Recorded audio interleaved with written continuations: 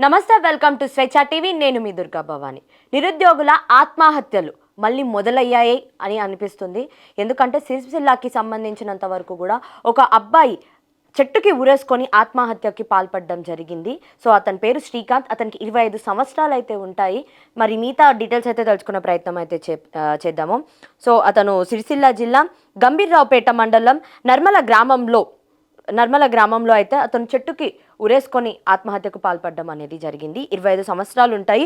ఉన్నత చదువులు చదివినా ఉద్యోగం రావట్లేదని చెప్పి విసుకొచ్చి ఆత్మహత్య చేసుకున్నాడు అని చెప్పి కూడా కుటుంబ సభ్యులు అయితే చెప్తున్నారు. ఎప్పటి నుంచో కూడా ఉద్యోగం రావట్లేదు, ఏం చెయ్యాలి, ఎలా చెయ్యాలి, ఏ ఉద్యోగాలకి వెళ్ళాలి అని చెప్పి కూడా చాలా ఆలోచించినట్టు, అంటే శ్రీకాంత్ ఈ విషయాల గురించి ఆలోచించి నా ఫ్యూచర్ ఏంటి, ఉద్యోగమే రావట్లేదు, నేను ఇన్ని చదువులు చదివినా కూడా వేస్ట్ అయిపోయిందే అని చెప్పి అతను ఆలోచించారంట.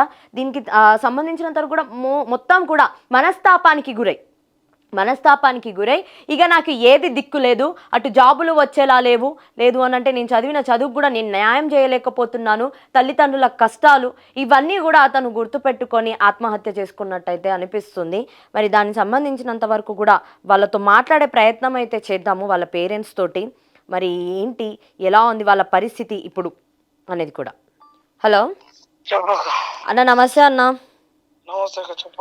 అన్న, ఏంటి, ఎక్కడున్నారు అసలు? నిరుద్యోగులు ఎందుకని చెప్పి ఇలా ఆత్మహత్యలు చేసుకుంటున్నారు? ఎందుకని ఆత్మహత్యలు చేసుకుంటారు అంటే ఏం చెప్తామక, ప్రభుత్వ హత్యలు. ఇప్పుడు నిరుద్యోగులు హత్యలు చేసుకోవట్లేవు, హత్యలు చేసుకునేటట్టు పురిగొల్పుతున్నారు. పని చేసుకోకుండా, ఇది ఏది చేసుకోకుండా వాళ్ళు 2 లక్షల ఉద్యోగాలు అని చెప్తే అప్పటికే ప్రభుత్వ ఉద్యోగాల గురించి నిరుద్యోగులు అందరూ ఆశపడి ఉన్నారు. ఈయన వచ్చినాక కేసీఆర్ టైంలోనే వెళ్ళిపోదాం అనుకున్నారు. ఈ రావు అంతా ఆగమాగం అమ్ముకుంటారు, చేస్తారు, అది ఇదని. ఈయన వచ్చి అన్ని నేను ఉద్ధరిస్తా చేస్తా అని చెప్పేసరికి ఈయనన్ని మార్చినాం, పబ్లిక్ సర్వీస్ కమిషన్ అన్ని చేసినాం అంటే ఆశపడ్డారు పిల్లలు.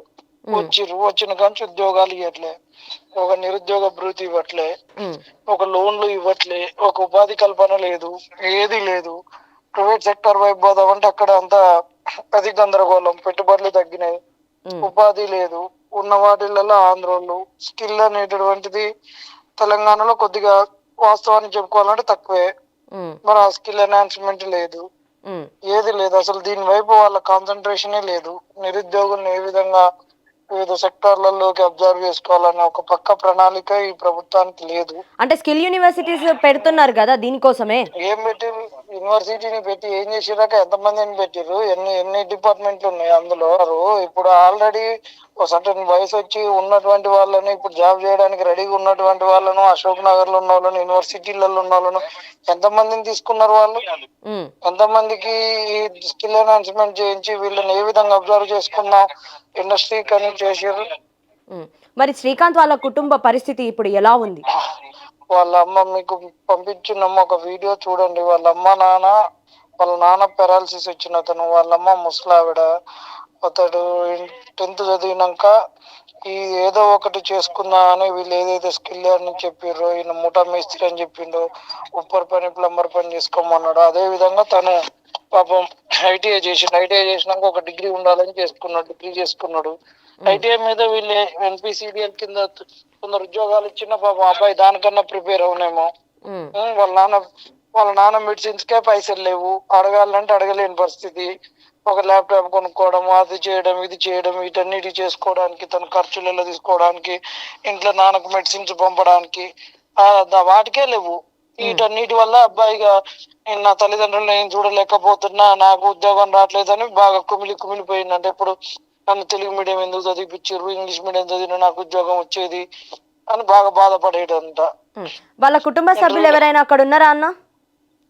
ఉన్నారక్క. వాళ్ళ బావ నెంబర్ కూడా పంపించినాం, మాట్లాడండి. వాళ్ళ అమ్మకు అసలు ఏడ్చి గొంతు రావట్లే. వాళ్ళ నాన్న పెరాలసిస్ పర్సన్, వాళ్ళ బావే మాట్లాడాలి. వాళ్ళ అక్క పెళ్లి చేస్తే కామారెడ్డిలో ఉంటారంట. మరి ఏంటి పరిస్థితి? మరి ఇప్పటి నుంచి మళ్ళీ మొదలయ్యాయి అనుకోవచ్చా? గతంలో కూడా బీఆర్ఎస్ ప్రభుత్వం ఉన్నప్పుడు ప్రబలిక, తర్వాత వేరే వాళ్ళు చనిపోయారు, మళ్ళీ ఇప్పుడు అలాంటివే చూస్తున్నామా? ఈ ప్రభుత్వం వచ్చినాక ఇది 5వ హత్య. ఒక అమ్మాయి ఫస్ట్ గ్రూప్ 4 రిజల్ట్ ఇచ్చినప్పుడే ఒక అమ్మాయి చనిపోయింది. దాని తర్వాత సంగీత అనే అమ్మాయి చనిపోయింది. దాని తర్వాత మొన్న ఒకళ్ళు చనిపోయారు. ఇప్పుడు ఈ అబ్బాయి శ్రీకాంత్ అనే అబ్బాయి. అంటే ఇలా వరుసగా ఆత్మహత్యలు చేసుకోవడానికి ఏంటి అసలు? అంటే వేరే సెక్టార్లో అయినా జాబులు చూసుకోవచ్చు కదా, ప్రభుత్వ రంగమే కావాలా? ప్రభుత్వ రంగం అని ఏం లేదు. అబ్బాయికి మీ జీవికేలో కూడా ఇంత ముందు పనిచేసిండు. అబ్బాయి ప్రైవేట్ సెక్టార్ లో చేసుకుందాం అని కూడా తిరిగిండు. ఉమ్, అబ్బాయి జొమాటో స్విగ్గీలో కూడా చేసిండు. ప్రైవేట్ రంగం వైపు కావాలని ఇంటర్వ్యూలకు కూడా పోయిండు.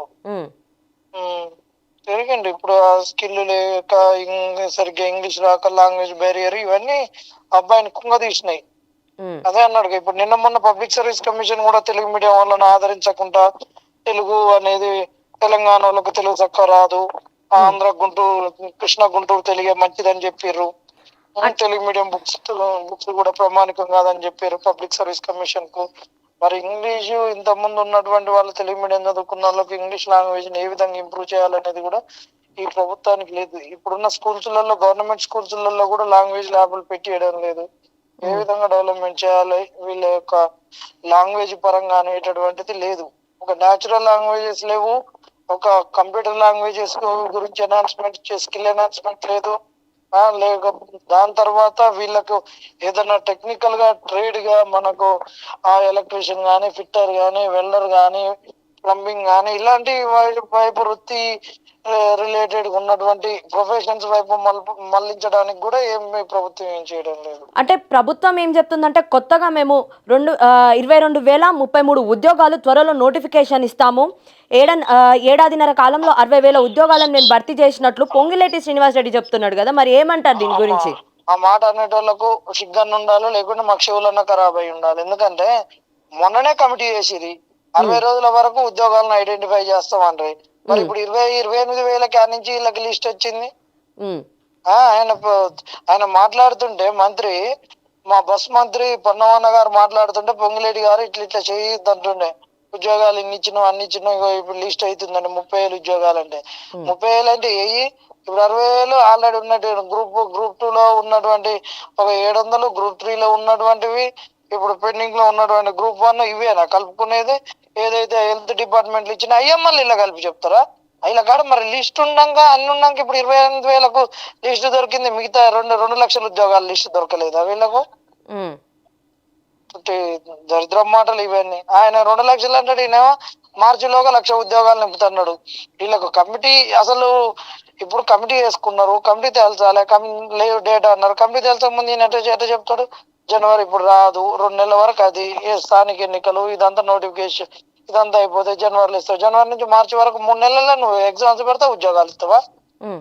ఇప్పటి నుంచి సరే ఇప్పుడు నువ్వు 1,00,000 ఉద్యోగాలకు ఇచ్చినా నువ్వు నోటిఫికేషన్ గ్యాప్ ఇవన్నీ చూసేటట్టు సో ఏమన్నా ఉందా? అంటే 22,000 ఉద్యోగాలు అనేది మొత్తం బూటకం అంటారా? అదంతా పెద్ద లత్కోర్ పని. అంటే ఎందుకు చెప్తారు మంత్రులు? ఒక మంత్రి స్థానంలో ఉండి ఆయన అబద్ధం చెప్పాల్సిన అవసరం ఏముంది? మరి ఇన్ని రోజులు ఏ సత్యం చెప్పింది సీఎంఏ నిజాలు చెప్పలేదు. వీళ్ళు మంత్రులు అబద్ధాలు చెప్పడంలో తప్పే ఉంది, ఉమ్, ఆశ్చర్యం ఏముంది? ఉమ్, ముఖ్యమంత్రి ఒకసారి 30,000 ఒకసారి 40 ఒకసారి 60 ఉమ్. నిజాలు చెప్పిండు. వైట్ పేపర్ ఎందుకు రిలీజ్ చేయలేదక్క? అంటే నిరుద్యోగులను మభ్యపెట్టాల్సిన అవసరం ప్రభుత్వానికి ఏముంది ఇప్పుడు? 2 లక్షల ఉద్యోగాలు అని చెప్పారు కాబట్టి నిరుద్యోగం నమ్మిర్రు. 2 లక్షల ఉద్యోగాలు ఇవ్వలేదు అడుగుతున్నారు. రైతులకు రైతు రుణమాఫీ చేస్తున్నారు, రైతు బంధు ఇస్తున్నారు, వాళ్ళు అడిగినట్టు అడుగుతారు. వీళ్ళు హామీలకు నమ్మే కదా నిరుద్యోగులందరూ తిరిగి ఓట్లు వేయించింది. రేపు స్థానిక సంస్థలలో మళ్ళా వ్యతిరేకంగా బీఆర్ఎస్ పనిచేసినట్టు చేస్తే ఉన్న పని అయిపోతుందని. Okay, right right, thank you అన్న. ఇది శ్రీకాంత్ మాత్రం ప్రభుత్వ హత్యనే, ఇది మాటికి ప్రభుత్వం చేసిన హత్యనే. మరి కనీసం అక్కడ ఉన్న లోకల్ లీడర్స్ ఎవరైనా వచ్చి ఏంటి పరిస్థితులను ఏమైనా తెలుసుకున్నారా? వస్తున్నారు అక్క. మేము కూడా ఒక గంట సేపు ఉన్నాం, అంతకన్నా ఎక్కువ లేము. ముమ్మాటికి ఇది ప్రభుత్వ హత్యనే. ప్రభుత్వం ఇట్లాంటి దోబూచి మాటలు ఇవన్నీ దొంగ మాటలు మాట్లాడడం వల్ల నిరుద్యోగులు ఈ విధంగా అయిపోతారు. కనీసం ఇలా ఒక నిరుద్యోగ భృతి ఇచ్చినా వాళ్ళ తల్లిదండ్రులకు భారం కాకపోవు కదా. వాళ్ళ నాన్నకు ఒక పెన్షన్ కూడా లేదు పాపం, వికలాంగుల పెన్షన్. నిరుద్యోగ భృతి అన్నారు కదా, అవునవును నిరుద్యోగ భృతి అని అన్నారు కదా, మరి తెలంగాణ ప్రభుత్వం నిరుద్యోగ భృతి ఇస్తుందా? ఇయ్యదు. ఇయ్యదు, ఇచ్చేవైపు ఇవ్వదు. అంటే మేనిఫెస్టోలో మెన్షన్ చేశారుగా. మేనిఫెస్టోలో ప్రభుత్వం కాడ ఉద్యోగాల డీటెయిల్స్ లేవు, నిరుద్యోగుల డీటెయిల్స్ ఆడి నిరుద్యోగులకు ఎట్టియాలి అంటే ఏ నిరుద్యోగికి ఇవ్వాలి, ఎట్టియాలి, ఎవరు నిరుద్యోగి ఇవన్నీ తెలుసుకుంటున్నాం చేస్తున్నాం అని ఏ ముచ్చట్లు చెప్తారు తప్పితే వాళ్ళకు చిత్తశుద్ధి లేదు. Okay, right right, thank you Janardhan అన్న. రైట్. ఓకే అన్న.